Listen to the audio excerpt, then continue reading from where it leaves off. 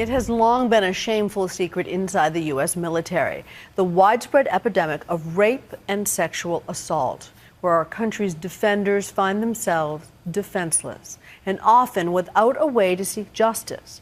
Now, many of them are telling their stories in a powerful and moving Oscar-nominated documentary. Women have reached some of the highest echelons in the military. They are fighter pilots, sit at the controls of Marine One, have earned silver stars for courage under fire, as well as a general's 4 stars. While they may be succeeding on the front lines, there is an invisible battle that is taking its toll. Listen to these women. Everything changed the day that I was raped. He hit me in the head and knocked me out. I remember holding the closet thinking, what just happened? Their stories are at the heart of the Oscar-nominated documentary, The Invisible War. If this is happening to me, surely I'm not the only one. A film that shines a light on a hidden epidemic.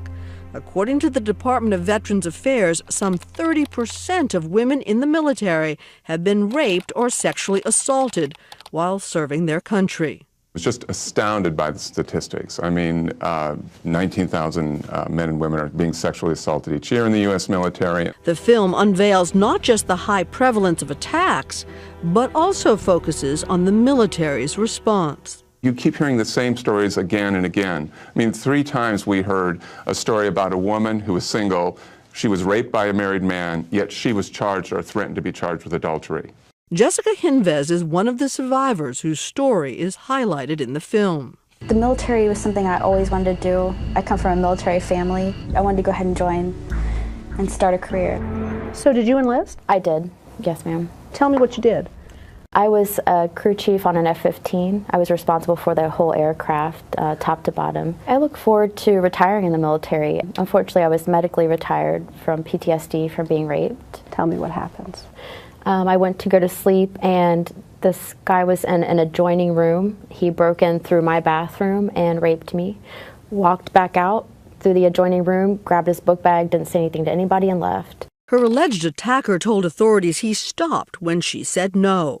But while Jessica was transferred to another base, the man she accused of raping her was given a commendation for his work.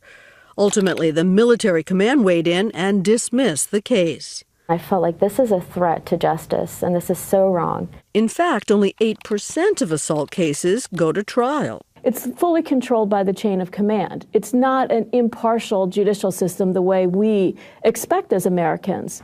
Susan Burke represents Jessica and dozens of other servicemen and women in a lawsuit against the military. So from my perspective, what we have is the very people who are the bravest among us, the most willing to get out there and, sacrifice to defend the nation. They don't enjoy the same justice that we as Americans take for granted. And it's not just that your predator is not going to be punished.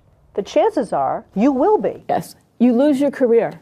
Every survivor who had the courage to report, all of them drummed out of the service. The case was recently dismissed. They said rape is a hazard to military service, and I can't believe this is reality. It's unnerving at best. That rape is a hazard of military service? Yes, if the activity is, the buzz phrase is incident to service. So if it's an occupational hazard. More women are raped than are injured in combat even. And it is important to emphasize, lest someone hear you say that and say, well, proof that women shouldn't be in the military, more men are actually raped than women. Yeah. More men are raped than women in the military. The military reaction to the film? Far from criticizing it, the military has been using the film in its sexual assault training program. We estimate that in 2012 alone, 10% of the military saw the film, 235,000 men and women. So we hope that changes culture. But again, the most important change has to come at the top.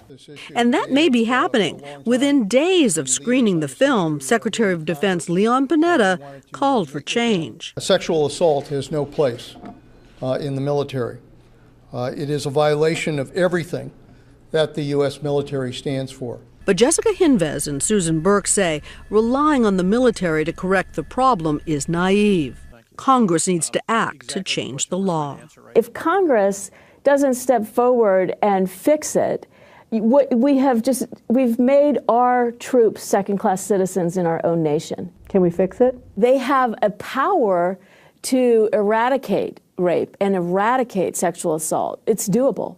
It just needs to be done. It doesn't have to take another 20 years or even a year or two. This can be done immediately and effectively. Zero tolerance. There's no excuse. Zero tolerance. There's no excuse.